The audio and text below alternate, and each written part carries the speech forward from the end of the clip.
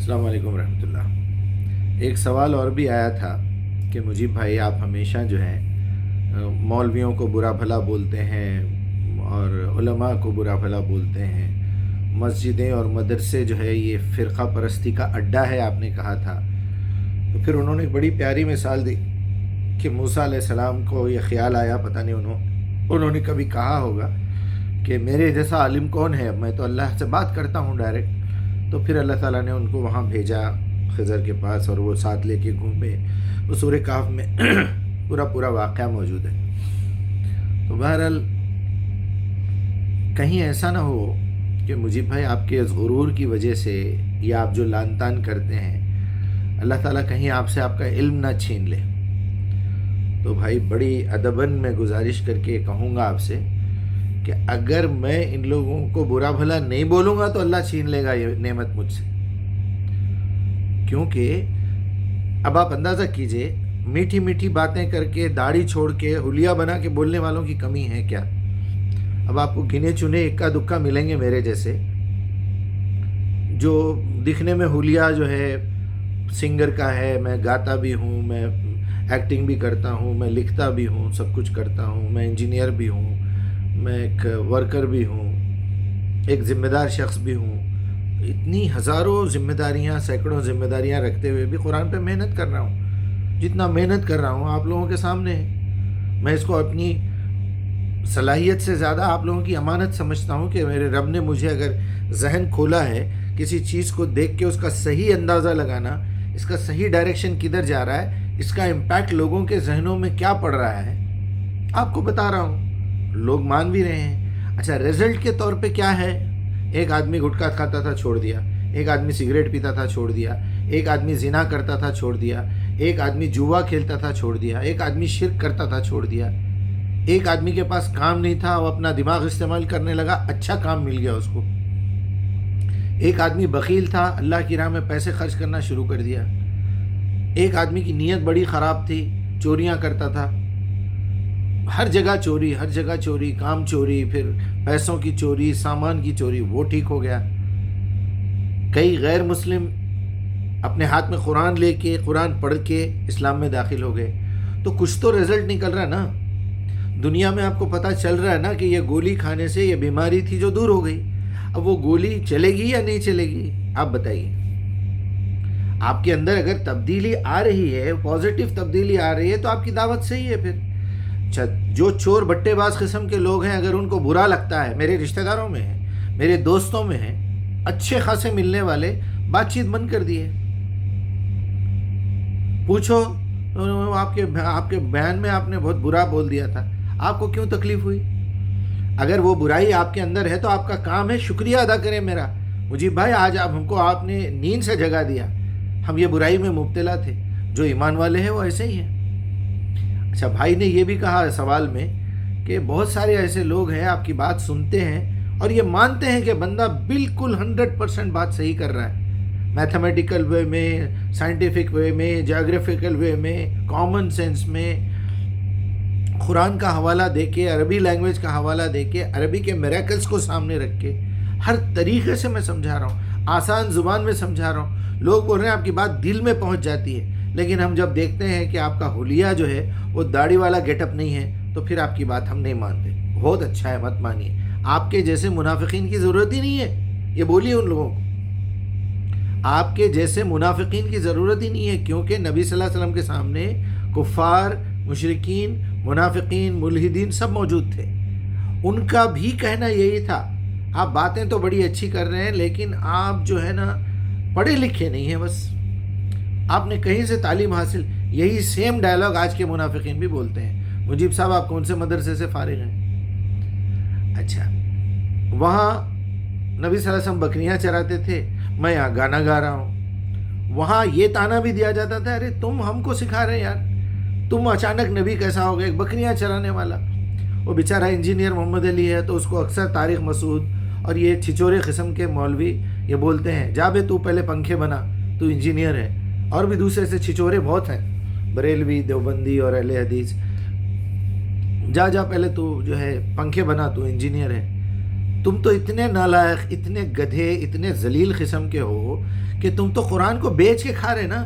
وہ تو بیچارہ قرآن کا فری میں کام کر کے، میں بھی جو ہے فری میں یہ خدمت انجام دے کے، یہ فرائض کو پورا کر کے، یہ فرض کو پورا کر کے، میں اپنی محنت کر کے اپنے پیسے کما رہا ہوں.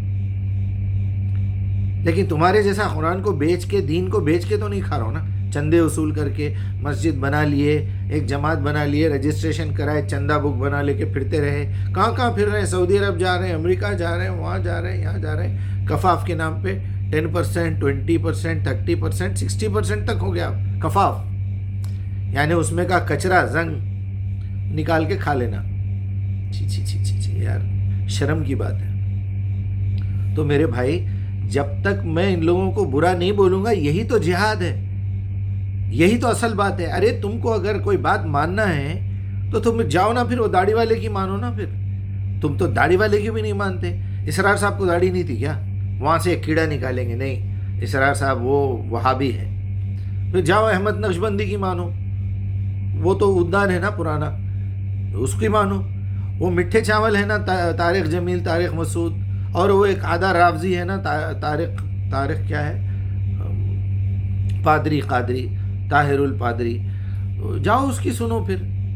ارے بھائی، آپ کو علاج کرانا ہے، آپ کو دوائی خریدنا ہے تو یہ مت دیکھو ڈاکٹر مسلمان ہے، ہندو ہے، لمبا ہے، چھوٹا ہے، کالا ہے، گورا ہے. اس کی قابلیت دیکھو، جو لکھ کے دے رہا دوا وہ دیکھو.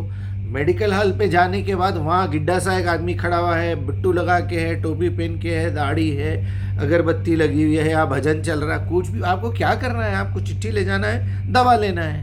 ان سب باتوں کے بعد آپ یہ دیکھو کہ وہ دوا کھانے کے بعد آپ ٹھیک ہو رہے ہیں یا نہیں ہو رہے. بس میں بولوں یا کوئی شرابی بولے یا کوئی جواری بولے یا زانی بولے، کوئی بھی بولے، بات کیا ہو رہی ہے وہ دیکھو آپ. تو جو کمینوں کے پاس اندر سے عمل کرنا نہیں ہوتا، تھرڈ کلاس قسم کے زنخے منافقین، اندر عمل کرنے کی نیت نہیں ہے، تو کیا کرتا ہوں انہیں میٹر دیکھنے کے بجائے حلیہ دیکھتا، آپ کے اندر کیا کیا خرابیاں ہیں وہ دیکھتا. یہی وجہ تھی اماں عائشہ پہ الزام لگائے منافقین.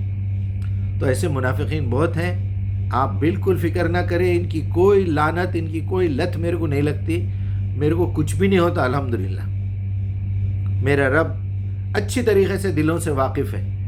میری نیت بالکل صاف ستھری ہے. میرے پاس کسی قسم کا کوئی ڈر نہیں ہے.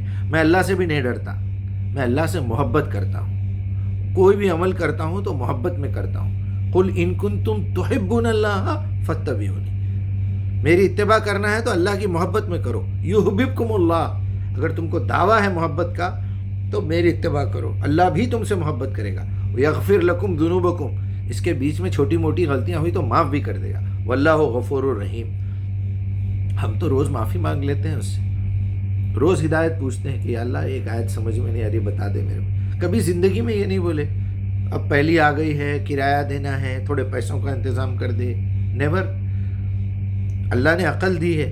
آنے والی پہلی کا پہلے سے ہمارے پاس میرے بچوں کو سمجھا کے رکھا ہوں، بیٹے مہینہ آنے سے پہلے ایکسپیکٹڈ انکم، ایکسپیکٹڈ ایکسپنسز بنا کے رکھو، اپنے لیول کو نیچے گرا دو. یہی ہوتا ہے نا. آپ اگر 10,000 کما رہے ہیں، اپنے آپ کو 7,000 میں فٹ کرنے کی کوشش کیجیے. یہ سوچ لیجئے کہ میری تنخواہ 7,000 ہے، 2,000 3,000 بیک اپ میں رکھیے ایٹ لیسٹ ایک مہینے کا. میکزیمم 4 مہینے 10 دن. ایک روایت ہے، او کما قال علیہ السلام. لوگوں نے پوچھا ہوگا کہ یا رسول اللہ سیونگ کرنا تو کتنی کرنا بھی یا نہیں کرنا، اللہ توکل بیٹھنا. تو اللہ کا آخری رسول رحمت للعالمین کیا بولنا تھا؟ نہیں میاں توکل کرو، اللہ پہ بھروسہ کرو. دوپہر کا ٹائم آیا تو اللہ پہ بھروسہ کرو. اللہ 1 بج گیا، اللہ میاں 2 بج گئے، 3 بجے اللہ میاں جو ہے کہیں سے کسٹمر بھیجیں گے، آؤ میاں میرا ذرا نل ٹھیک کر دو، میرے پاس بلب لگا دو، میں پیسے دوں گا. آپ 3 بجے کام کرنے جائیں گے، 1 گھنٹہ کام کریں گے، پھر وہ پیسے دے گا، پھر جا کے چاول خریدیں گے، پھر لائیں گے. 6 بجے بیوی کھانا بنائے گی تو رات کے کھانے کا انتظام ہوگا. تب آپ کو عقل آئے گی کہ یہ جو دوپہر میں بھیک مانگ رہا تھا، اگر صبح سے مانگتا تو 10 بجے کسٹمر آتا تو اس سے پیسے ملتے. 10 بجے 11 بجے 12 بجے بھی میں لا کے چاول اور سالن کا کچھ سامان دیتا تو بچوں کو 1 بجے تک کھانا مل جاتا. پہلے سے آپ نے پلاننگ کی یا نہیں کی؟ بس. تو اللہ کے نبی نے کہا کہ تمہارے مرنے کے بعد 4 مہینے 10 دن تمہاری بیوی بچوں کو عدت میں گزارنا ہے تمہاری بیوی کو، پھر اس کا اپنا انتظام ہو جائے گا، دوسری شادی کرے گی وہ. تو 4 مہینے 10 دن کا خرچہ جمع کر کے سیو رکھو. اس کے بعد اس کو کسی کے آگے ہاتھ پھیلانے کی ضرورت نہ رہے. اللہ چاہے تو پورا ایک دیگ اتار سکتا، یہ بتا دیا قرآن میں. موسیٰ علیہ السلام کے دور میں، موسیٰ ہم سے کھانا منگوا کے دو. مریم علیہ السلام کو کھانا پکایا ہوا آتا تھا، ہمارے پاس پروف موجود ہے. آج بھی ہو سکتا، آج بھی اللہ نے دکھا دیا. کرونا میں جو لوگ بھیک مانگ کے کھاتے تھے، لکڑیاں جمع کر کے کاغذوں پہ چاول پکا کے مرچی نمک ڈال کے بچوں کو ایک غریب عورت کھلاتی تھی، ان کو بریانی کھلایا اللہ تعالیٰ نے.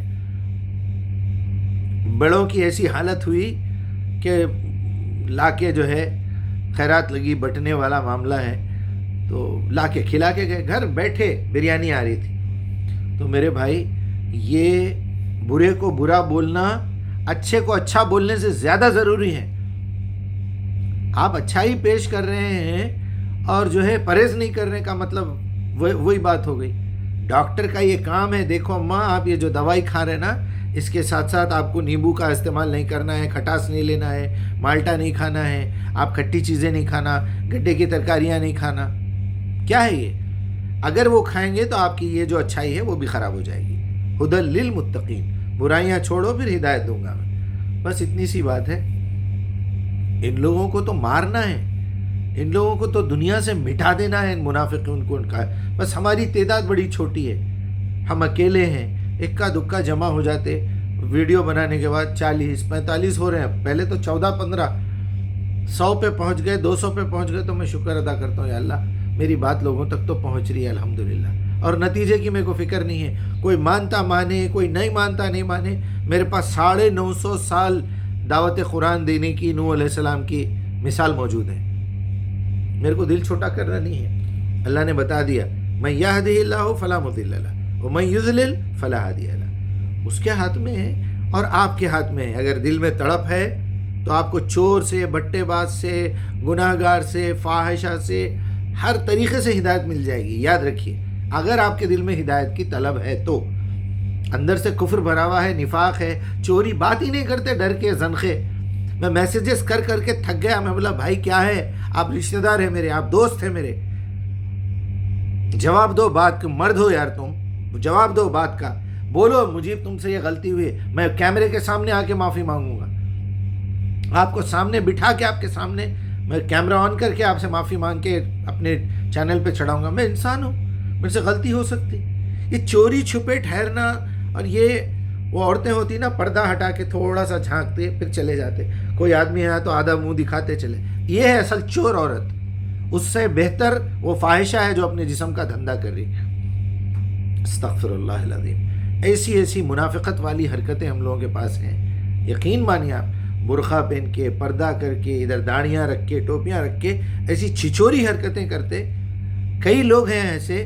جنوری سے میری جو ہے ایک بات ہوئی تھی، آج اگست کا مہینہ آ گیا، 8 مہینے گزر گئے، میسیجز کر کے تھک گیا میں. بھائی قصور تو بتائیے، آپ نے بات کیوں بند کر دی؟ کیوں منہ چھپا رہے ہیں؟ کیا تمہارے پاس دم نہیں ہے بات کرنے کا؟ معافی مانگو اگر تم نے کوئی غلطی کی ہے. اکیلے میں بالکل معاف کر دوں گا. اللہ کو حاضر جان کے بول رہا ہوں، میں معاف کر دوں گا تم کو. لیکن بندہ سامنے تو آئے. وہ کہاں سے لائیں گے؟ منافقت، اندر کھوکھلا پن، پورا زنخا پن. ایمان کی رائے کے دانے کے برابر بھی ایمان ہے تو آدمی کھل کے آئے گا. ایسوں کو بولنا بہت ضروری ہے بھائی. السلام علیکم.